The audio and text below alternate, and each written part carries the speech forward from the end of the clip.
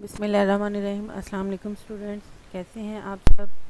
میں امید کرتی ہوں کہ آپ تمام لوگ خیریت سے ہوں گے اور ایمان اور صحت کی بہترین حالت۔ جی اسٹوڈنٹس، آج ہم سورہ انفال پڑھیں گے۔ جیسا کہ آپ لوگ جانتے ہیں کہ ہم اس کا لیسن نمبر 1 پڑھ رہے ہیں، جو حضور میں ہم نے ہاف پڑھا۔ آج ہم اس کی آیت نمبر 6 تا 7 پڑھیں گے اور ترجمے کے ساتھ پڑھیں گے۔ آپ لوگوں نے اس کا ترجمہ بہت غور سے ورڈ ٹو ورڈ آپ نے یاد کرنا ہے۔ اس کے لیے یہ کہ جس طرح سے میں نے آپ کو انٹروڈکشن میں بتایا کہ اس ٹرانسلیشن میں سے آپ کو 8 نمبر کی ٹرانسلیشن کرنے کے لیے آتی ہے آیت میں سے، اور اس کے علاوہ آپ کو کوسچن آنسر آتے ہیں، اس میں سے ایم سی کیوز آتے ہیں جو آپ نے سولو کرنے ہوتے ہیں۔ جی اسٹوڈنٹس، آج ہم آیت نمبر 6 پڑھتے ہیں۔ یجادلونک فی الحق بعد ما تبین، یجادلونک تم سے جھگڑنے لگے، فی الحق حق میں، بعد ما تبین جو ظاہر ہوا، جب وہ ظاہر ہوا، وہ لوگ حق بات میں اس کے ظاہر ہوئے پیچھے تم سے جھگڑنے لگے۔ کا انما یساقون، یساقون دھکیلے جا رہے ہوں، الی الموتی موت کی طرف، گویا موت کی طرف دھکیلے جاتے ہیں۔ واہم وہ لوگ ینظرون اور اسے دیکھ رہے ہیں۔ وہ لوگ حق بات میں اس کے ظاہر ہوئے پیچھے تم سے جھگڑنے لگے، گویا موت کی طرف دھکیلے جاتے ہیں اور اسے دیکھ رہے ہیں۔ وَإِذْ اور جب یعیدکم اللہ،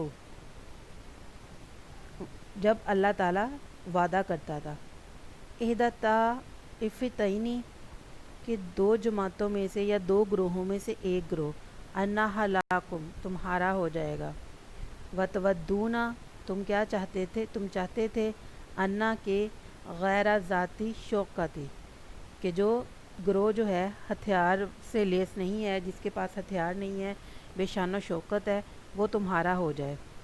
تکون لاکم وہ تمہارا ہو جائے، ویرید اللہ اور اللہ چاہتا تھا، ان یحق الحق کا کہ حق کو ظاہر کر دے، بکلماتی ہی اپنے فرمان سے، ویقطع اور قطع کر دے، کاٹ دے، دابیرہ جڑ کو، الکافرین کافروں کی، اور اللہ چاہتا تھا کافروں کی جڑ کاٹ کر پھینک دے۔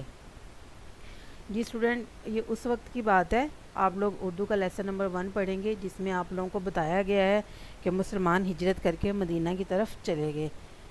تو اس وقت ابو جہل جو اسلام کا بہت بڑا دشمن تھا، اس نے مکہ سے ایک بہت بڑا لشکر تیار کیا اور وہ مسلمانوں پر حملہ آور ہونے کے لیے آ رہا تھا۔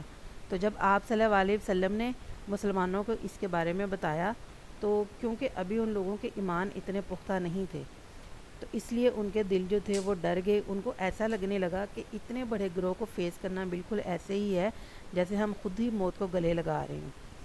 تو اس لیے ان میں بے چینی کی ایک فضا پیدا ہو گئی۔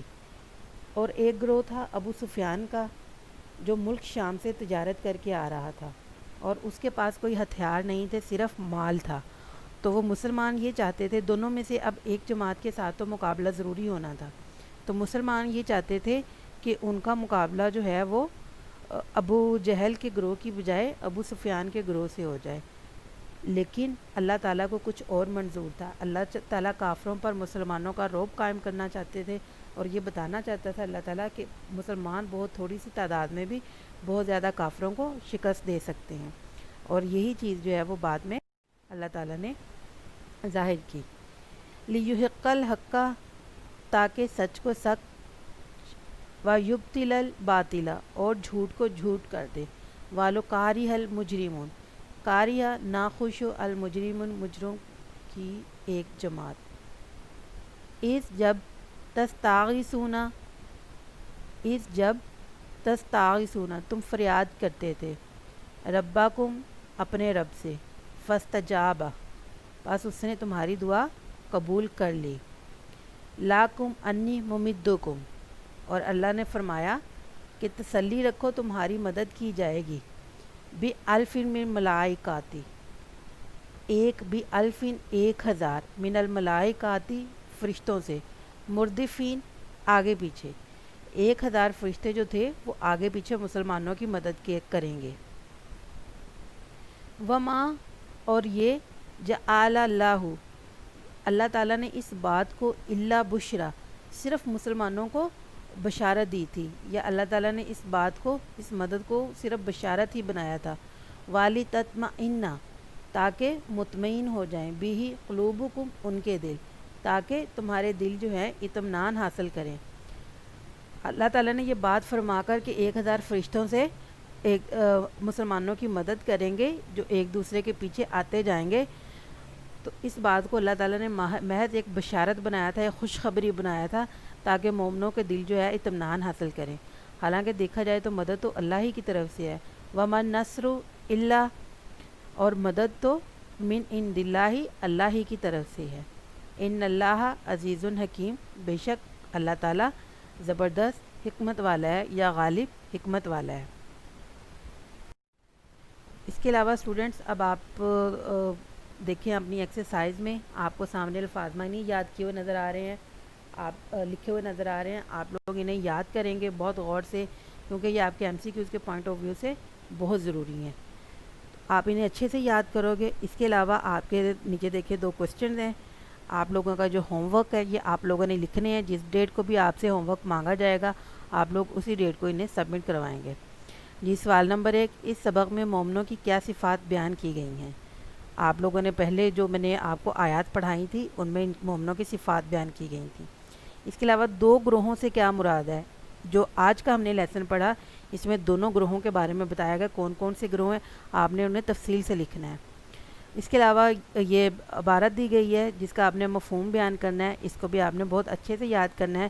یہ آپ کا 2 نمبر کا سوال آتا ہے. کہ اسٹوڈنٹس انشاءاللہ اگلے لیسن کے ساتھ پھر ملیں گے. اللہ حافظ.